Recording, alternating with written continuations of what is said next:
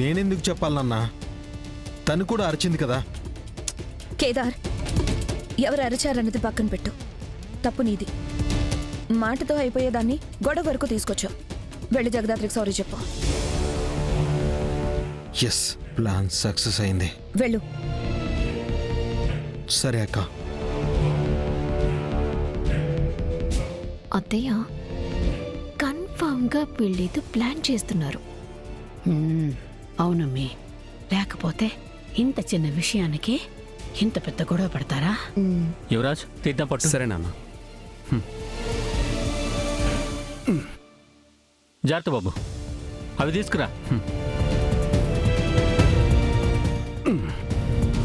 జగదాత్రి కేదార్ కావాలనే గొడవ పడ్డారా లేదా నిజంగానే గొడవ పడ్డారా?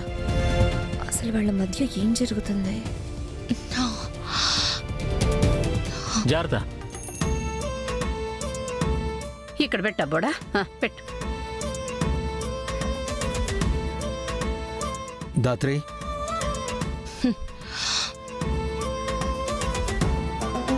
చూడండి నాన్న, వినబడుతున్నా పలకడం లేదు. జాగ్రత్త లేని మనుషులతో నువ్వు మాట్లాడావు కదా కేదార్, అందుకే పలకడం లేదు. కేదార్, వెళ్ళి మాట్లాడు. వెళ్ళమంటుంటే వెళ్ళు.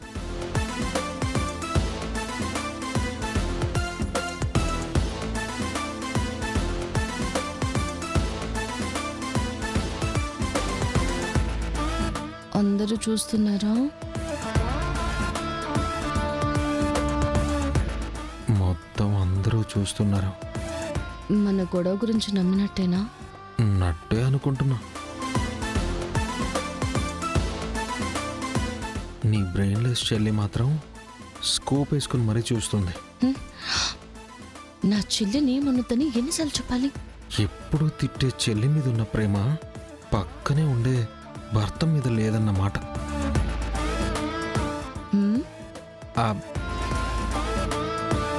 మనమేం ప్లాన్ చేసాం, నువ్వేం మాట్లాడుతున్నావు? ముందు మ్యాటర్లోకి రా. సారీ దాత్రి, ఏదో కంగారులో అరిచేశా. నీ సారీ నాకేం వద్దు కేదార్. అయినా ఈ మధ్య నీకు కోపం చాలా ఎక్కువ అవుతుంది. ఇప్పుడు కూడా నీకు హెల్ప్ చేయడానికి వస్తే నా మీద అర్చా. సారీ చెప్పాను కదా దాత్రి, ఇంకా నన్ను ఏం చేయమంటావు? సారీలు కాకుండా నువ్వు పనిష్మెంట్ తీసుకుంటేనే నా కోపం చల్లారుతుంది. సరే, నువ్వు ఏం పనిష్మెంట్ ఇచ్చినా నేను తీసుకుంటాను. సరే, నాకు కోపం తగ్గే వరకు నా పనులన్నీ నువ్వే చేయాలి.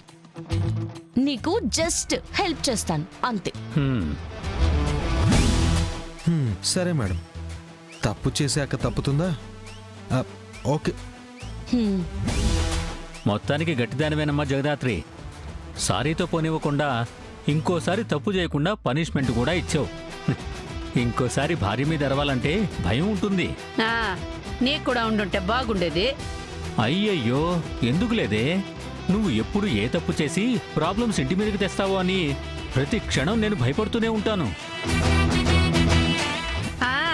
నన్ను అనే దానికైతే ముందుంటావు కదా. అమ్మి, మీ కొట్లు అట్లయిపోతే పోయి నిశ్చితార్థం పనులు చూడండి. పొద్దున్నే అందరూ వచ్చేస్తారు కదా. నిషి, పద.